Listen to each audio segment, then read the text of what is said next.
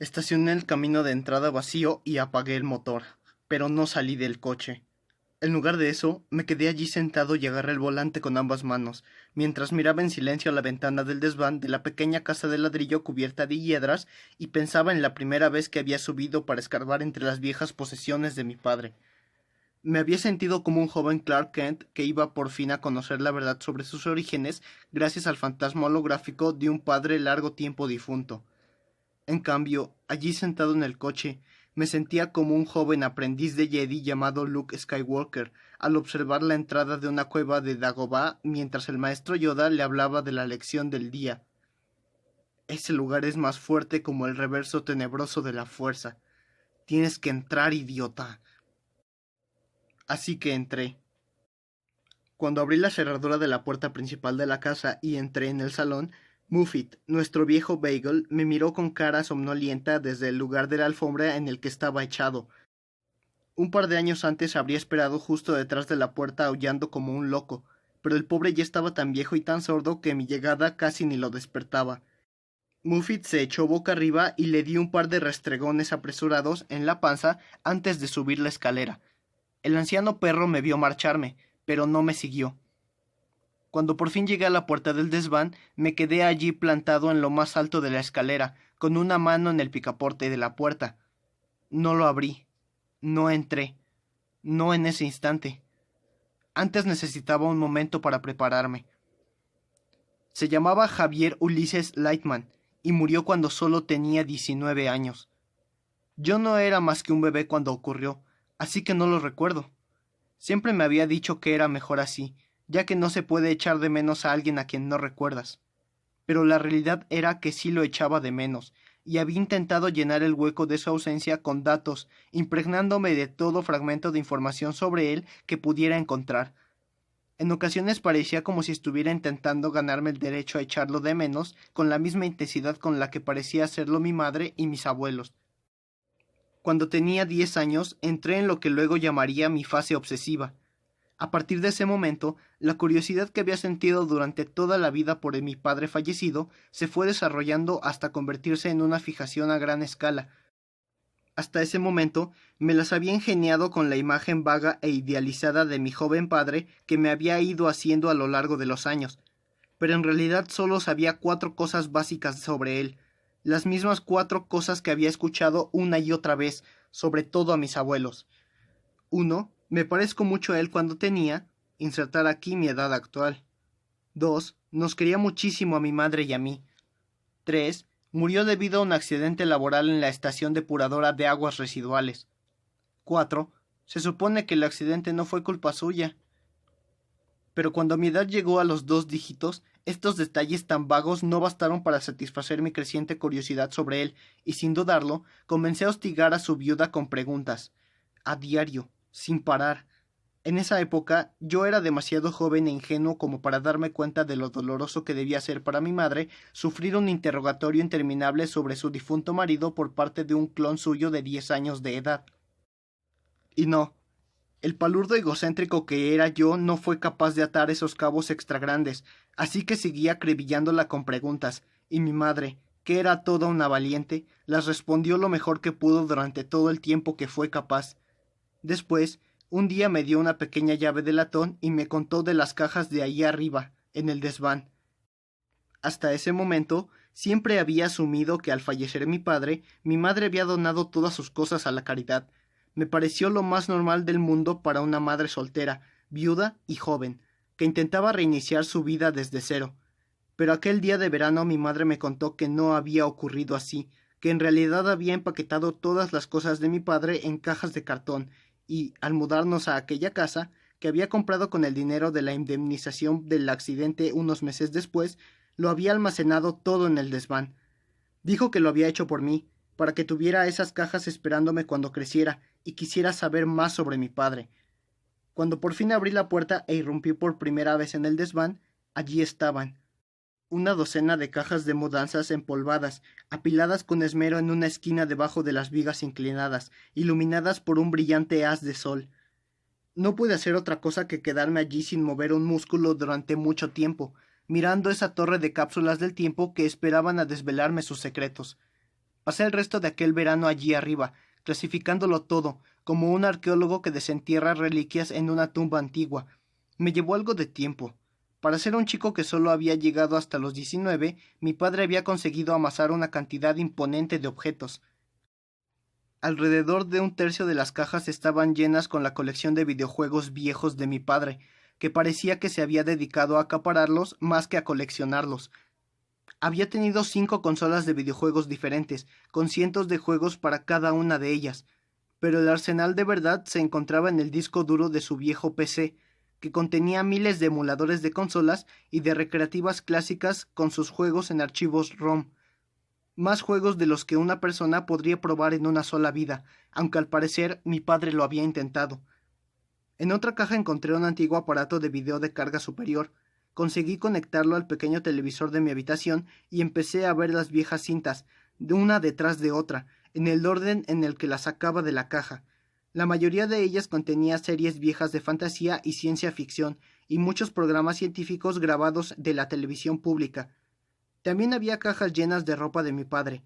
Todo me quedaba demasiado grande, pero eso no me había impedido probarme hasta la última de sus prendas, aspirando su olor mientras me miraba en el espejo polvoriento del desván. Me emocioné mucho cuando hallé entre sus cosas una caja con postales y cartas viejas, y también una caja de zapatos llena hasta el tope con notitas de amor dobladas con esmero, que mi madre le había pasado durante la época de ligue en clase. Leí todas y cada una de ellas sin vergüenza alguna, devorando nuevos detalles sobre el hombre que me había engendrado. La última caja a la que le eché un vistazo era la que contenía todo el viejo material de rol de mi padre. Estaba lleno de libros de reglas, bolsas de dados poliédricos, hojas de personajes y una pila enorme de cuadernos con los apuntes de sus campañas.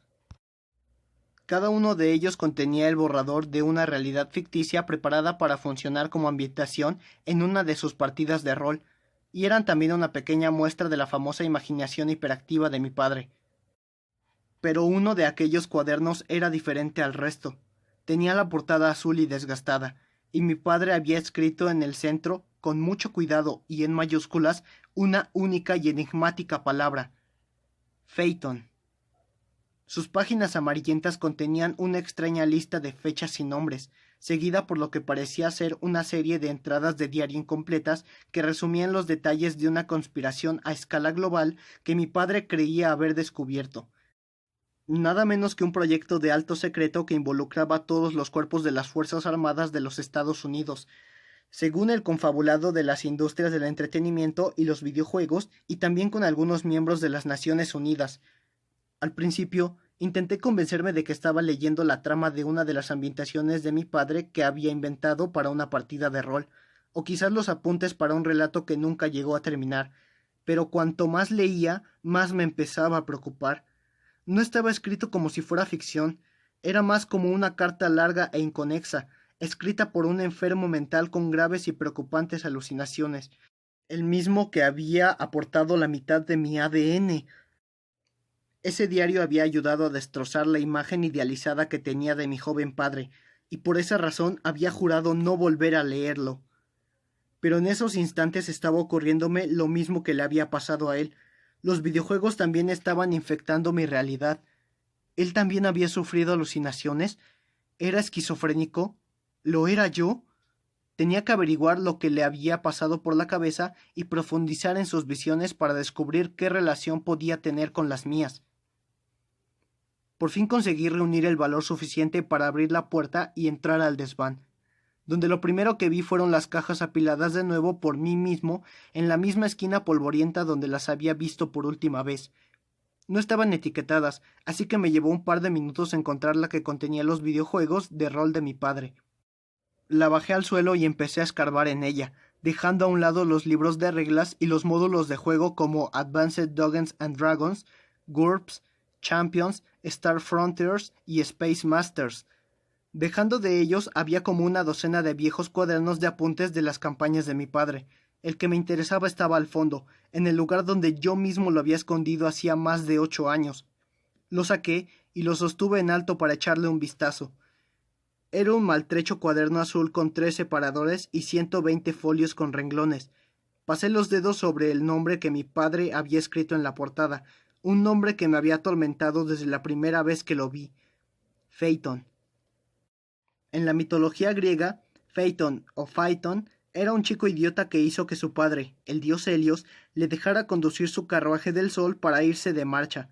Phaeton no tenía ni siquiera permiso de ciclomotor, así que perdió el control del sol de inmediato, y Zeus tuvo que aniquilarlo con un rayo antes de que abrazara la tierra. Me senté de piernas cruzadas, coloqué el cuaderno en mi regazo y estudié la portada con más detenimiento. En la esquina inferior derecha, con letra muy pequeña, mi padre también había escrito: propiedad de Javier Lightman, seguido de la dirección de su casa de entonces. Ver aquella dirección me hizo evocar otra gran cantidad de recuerdos, ya que era la de la pequeña casa de Oak Park Avenue, donde había vivido mis abuelos y la abuela Lightman, la misma casa que solía visitar casi todos los fines de semana durante mi infancia.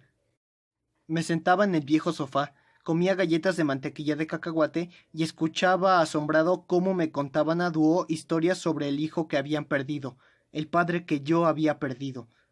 Y a pesar de que las historias sobre su único hijo siempre estaban salpicadas de tristeza y nostalgia, yo seguía volviendo para escucharlas una y otra vez, hasta que ambos también fallecieron, en un intervalo de menos de un año.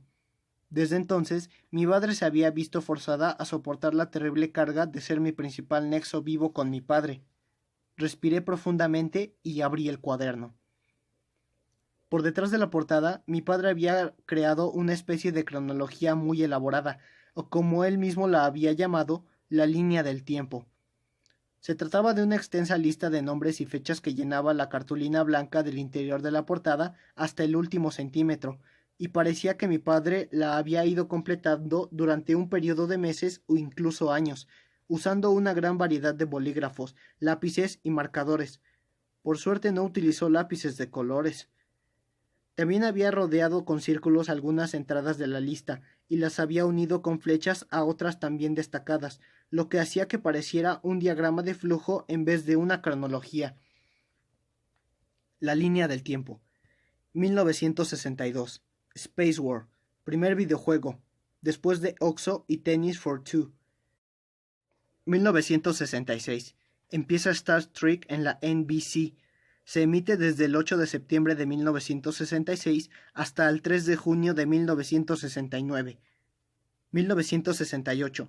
2001. Una odisea en el espacio. 1971. Computer Space. Primer juego de máquinas recreativas. Un port de Spaceware. 1972. Star Trek Text Game. Un programa en BASIC para los primeros ordenadores personales. 1975. Interceptor. Taito. Un simulador de combate aéreo con perspectiva en primera persona. 1975. Panther. Primer simulador de tanques. Sistema Plato. 1976. Starships 1. Primer videojuego de combate espacial en primera persona, inspirado en Star Trek. 1977. La Guerra de las Galaxias se estrena el 25 de junio de 1977, la película más taquillera de la historia. Primer producto de adoctrinamiento para preparar la llegada de los invasores. 1977. Sale Encuentros en la tercera fase. ¿La habrán utilizado para que la población no tema su inminente llegada? 1977. Sale la consola Atari 2600 Video Computer System y distribuyen un emulador de entrenamiento de combate a millones de hogares. Se lanza con el juego Combat. 1977. Starhawk, el primer de muchos videojuegos inspirados en la Guerra de las Galaxias. 1977. Relato corto de El juego de Ender. Primer ejemplo en la ciencia ficción del uso de videojuegos con simuladores de entrenamiento. Se publica el mismo año que La Guerra de las Galaxias. ¿Coincidencia? 1978. Space Invaders, inspirado en La Guerra de las Galaxias. Primer juego superventas. 1979. Se pone a la venta Tail Gunner, Asteroids, Galaxian y Starfire. 1979. Star Raiders. Se pone a la venta para Atari 400 y 800. También sale para otros sistemas. 1980. El Imperio contraataca llega a los cines. 1980. Battlezone de Atari, primer juego de simulador de tanques realista. 1981. Marzo. El ejército de los Estados Unidos contrata a Atari para convertir Battlezone en The Bradley Trainer, un simulador de prácticas con tanques.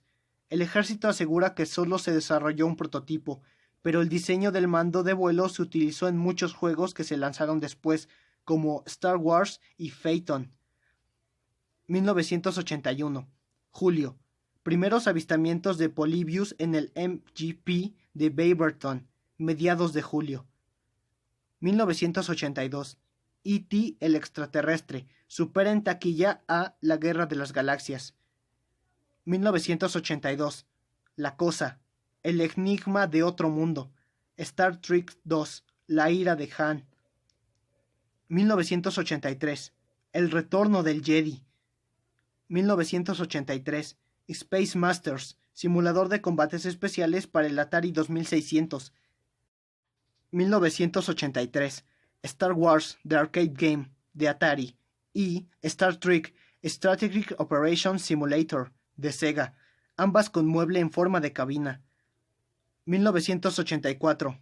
Elite se pone a la venta el 20 de septiembre de 1984. 1984. 2010. Odisea 2, secuela de 2001.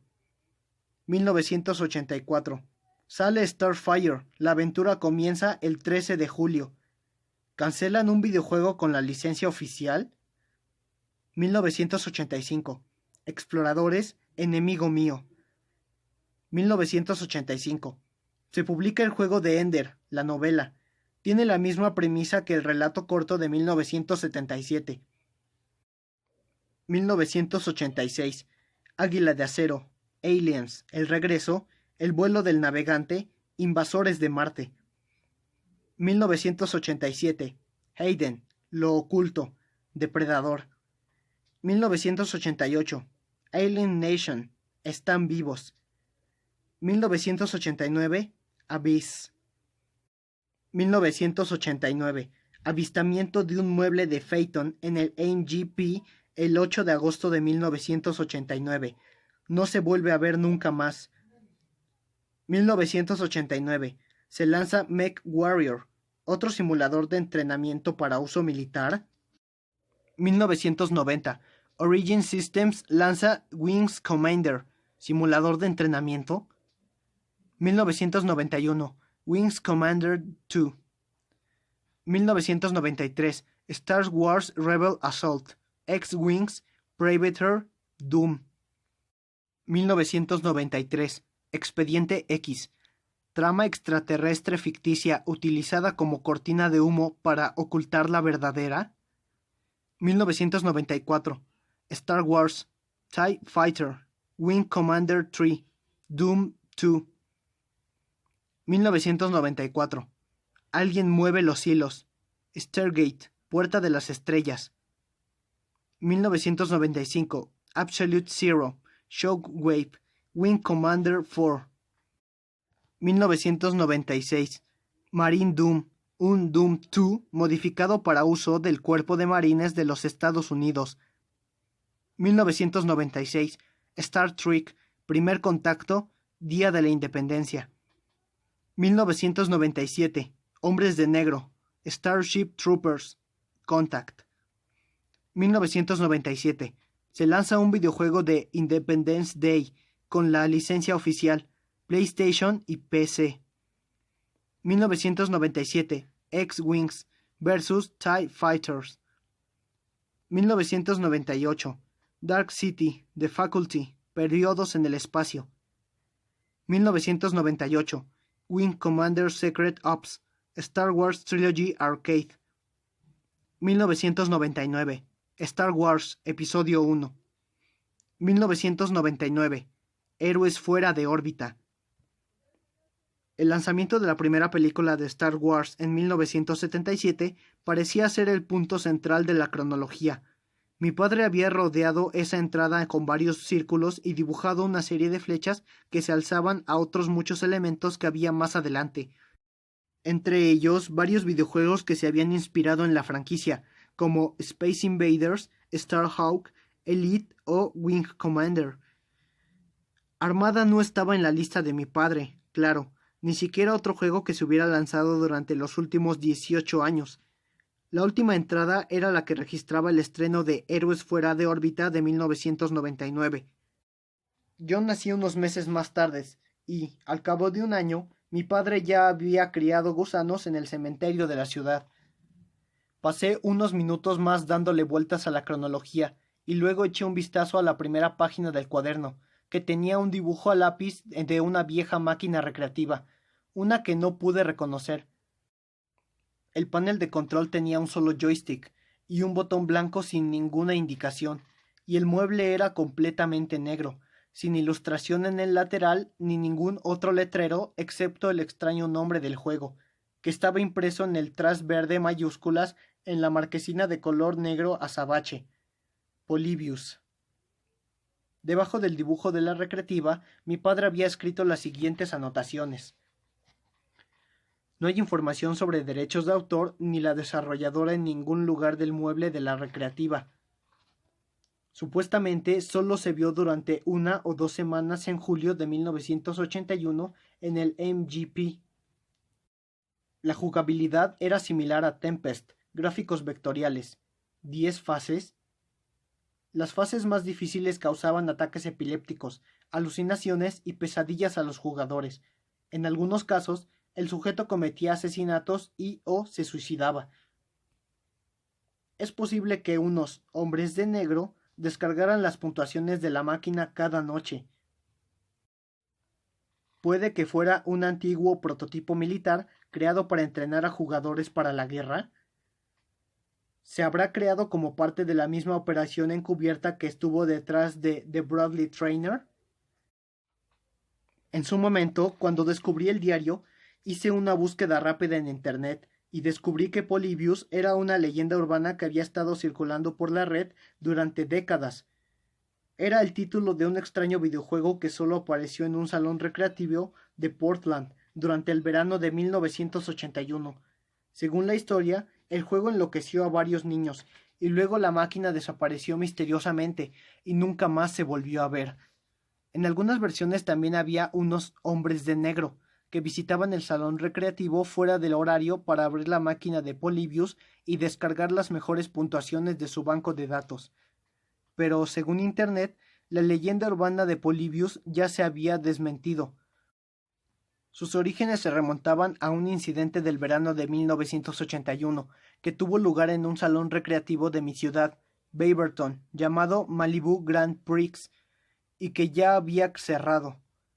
Un chico se desmayó de cansancio después de intentar superar el récord en el Asteroids y tuvieron que llevárselo en la ambulancia. Al parecer, algunos informes sobre el incidente estaban mezclados con otro rumor que circulaba en los salones recreativos de la época. El rumor decía que el juego de Tempest de Atari había provocado ataques epilépticos a algunos de los niños que lo jugaban, cosa que resultó ser cierta. La parte de la leyenda urbana que hace referencia a los hombres de negro también parecía estar basada en hechos reales. A principios de los años 80 se había llevado a cabo una investigación federal sobre apuestas ilegales en algunos salones recreativos de la zona de Portland, por lo que en la época se vio a agentes del FBI abriendo máquinas recreativas en los salones, después de cerrar. Pero era para comprobar si estaban hackeadas, no para controlar las mejores puntuaciones de los jugadores.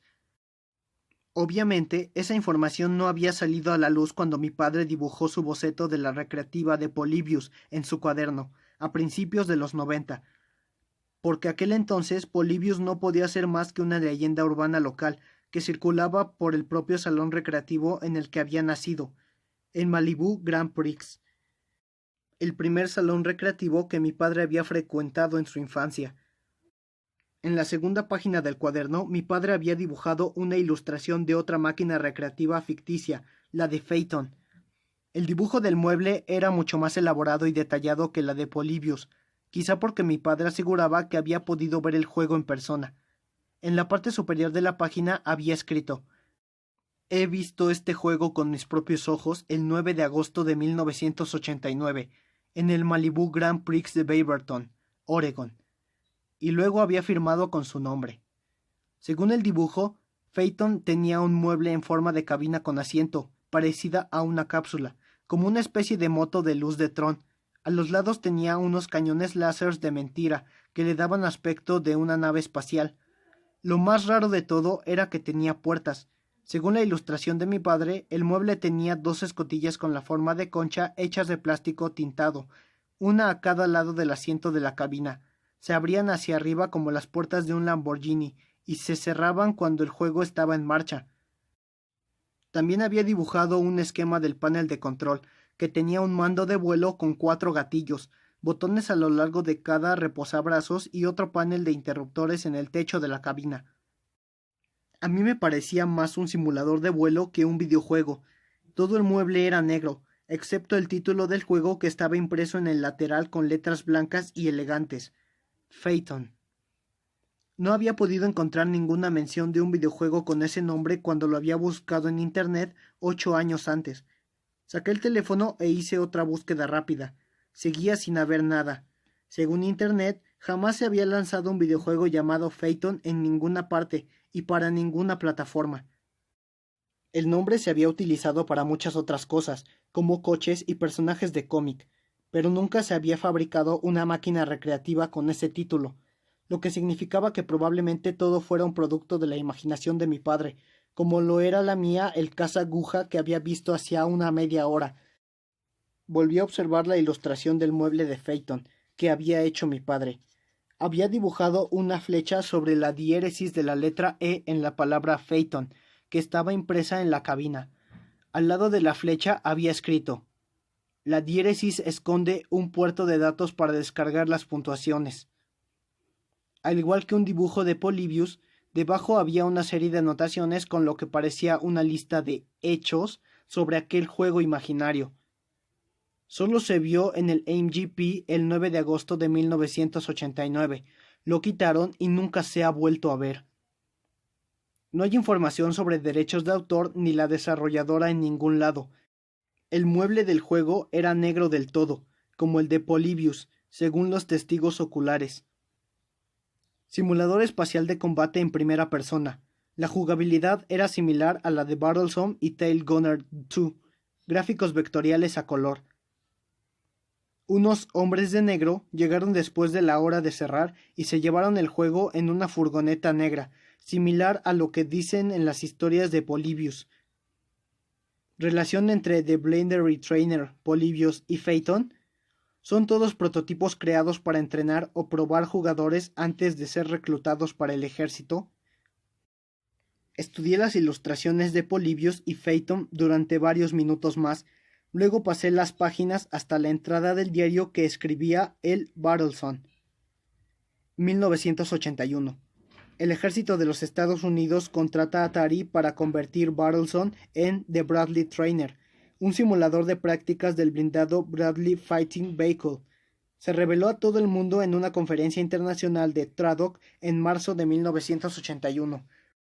Después de eso, Atari afirma que el proyecto se ha abandonado y solo se llegó a desarrollar un prototipo, pero el nuevo controlador de 6 ejes que Atari creó para The Bradley Trainer se utilizó en muchos de sus siguientes juegos, entre ellos Star Wars. Al menos esa parte de la teoría conspiratoria de mi padre era cierta. Por lo que había leído en la red, un grupo de asesores del ejército de los Estados Unidos había pagado de verdad a Atari para que convirtiera Battlezone en un simulador de prácticas para el Bradley Fighting Vehicle, y ya en 1980 el ejército de los Estados Unidos había estado interesado en la idea de usar videojuegos para entrenar a soldados de verdad. Como había apuntado bien mi padre en su extraña cronología, el Cuerpo de Marines de los Estados Unidos había realizado una operación similar en 1996, cuando modificaron el revolucionario juego de disparos de primera persona Doom 2 y lo usaron para preparar a los soldados para conflictos reales.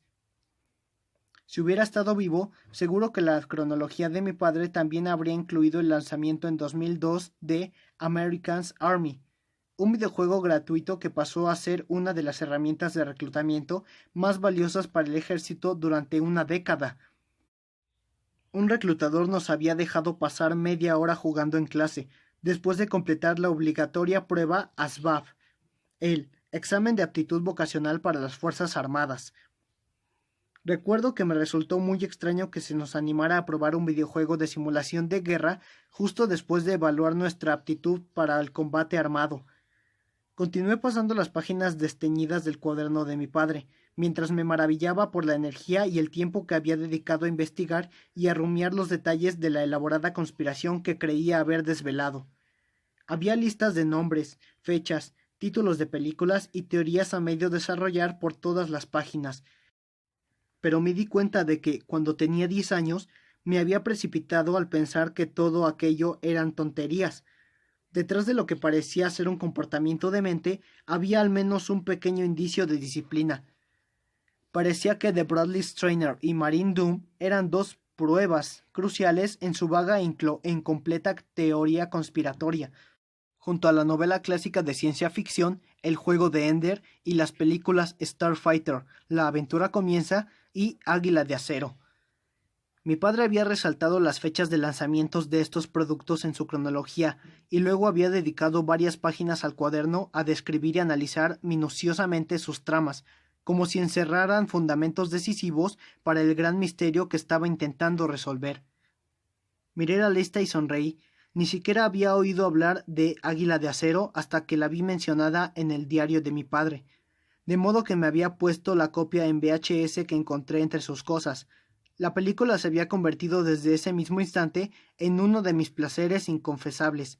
El héroe de Águila de acero es el hijo de un militar de las Fuerzas Aéreas de los Estados Unidos llamado Doug Masters, que aprende a pilotar un F-16 a base de fugarse de clase y utilizar el simulador de vuelo de la base, que es un poco más que un videojuego muy caro. Doug tiene una habilidad innata para el pilotaje, pero solo es capaz de ejercerla mientras escucha sus temas favoritos a todo volumen. Cuando derriban y capturan a su padre en el extranjero, Doug roba un F-16 y vuela hacia allí para rescatarlo con un poco de ayuda de Lois Goster Jr., su Walkman, Twin Sister y Queen. El resultado era una obra maestra del cine, aunque muy a mi pesar yo parecía ser el único que tenía esa opinión. Cruz y Dale habían jurado no volver jamás a sentarse a verla conmigo, nunca más, pero Muffet siempre se acurrucaba contento a mi lado cuando la ponía. Entre la cantidad de veces que había visto la película con el perro y que mi madre insistía en poner todas las navidades el disco de Snoopy contra The Red Baron, no era difícil adivinar de dónde había sacado la inspiración para mi apodo de piloto en Armada, Bagel de acero. Cuando escribía en los foros de juegos de Armada, la imagen de mi avatar era Snoopy con su atuendo de piloto de la Primera Guerra Mundial. Eché otro vistazo a la cronología. Mi padre había resaltado las entradas de Águila de acero, El juego de Ender y Starfighter, y luego las había conectado entre sí con flechas. Era la primera vez que entendía el motivo. Las tres historias iban sobre un chico que entrenaba para el combate real mediante un videojuego que lo simulaba. Seguí pasando páginas hasta que llegué a la penúltima entrada del diario. La página estaba vacía excepto en el centro, donde mi padre había escrito la siguiente pregunta. ¿Y si estuvieran utilizando los videojuegos como entrenamiento de combate sin que lo sepamos? En plan el señor Miyagi en Karate Kid, cuando obligaba a Daniel San a pintar su casa, sacar brillo al suelo y encerar todos sus coches. Lo estaba entrenando sin que se diera cuenta. Dar cera, pulir cera, pero a escala global. La última entrada del diario era una disertación de 4 páginas sin sentido, medio ilegible y sin fecha, en la que mi padre intentaba recopilar los puntos más importantes de su incompleta teoría de la conspiración y conectarlos entre sí. La industria de los videojuegos en su totalidad está bajo el control del ejército de los Estados Unidos, había escrito. Es posible que hasta ellos lo hayan inventado. ¿Por qué? Aparte de sus dibujos inventados de Polybius y Phaeton, no aportaban ninguna prueba más, tan solo sus dementes teorías. Los militares, o alguna organización encubierta de los militares, están vigilando y trazando un perfil de los jugadores con las mejores puntuaciones, mediante diversos métodos. Luego había detallado un ejemplo, los parches para las mejores puntuaciones de Activision. En los años 80, la compañía de videojuegos Activision había lanzado una campaña de promoción muy popular en la que los jugadores que enviaran por correo pruebas de haber conseguido un récord de puntuación mediante una foto Polaroid en la que apareciera, recibirían un parche bordado como recompensa. Mi padre creía que esta campaña de los parches de Activision había sido en realidad una estrategia diseñada para conseguir los nombres y las direcciones de los jugadores que habían logrado las puntuaciones más altas del mundo. Al final de la entrada, mi padre había utilizado un bolígrafo de un color diferente para añadir: ahora es mucho más fácil seguir las pistas a los jugadores de élite por internet. ¿Habrá sido esta una de las razones de su creación? Por supuesto.